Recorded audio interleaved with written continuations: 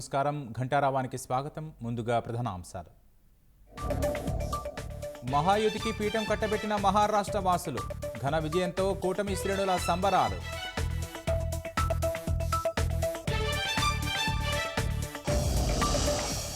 జార్ఖండ్లో మళ్లీ జేఎంఎం కూటమిదే అధికారం. 55కి పైగా స్థానాల్లో ముందంజ.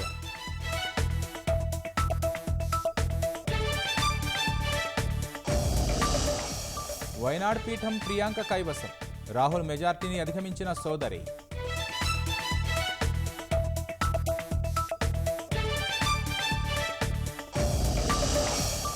ఉప ఎన్నికల్లో 20 స్థానాల్లో బీజేపీ గెలుపు. కాంగ్రెస్ 9, టీఎంసీ 6 స్థానాలు కైవసం.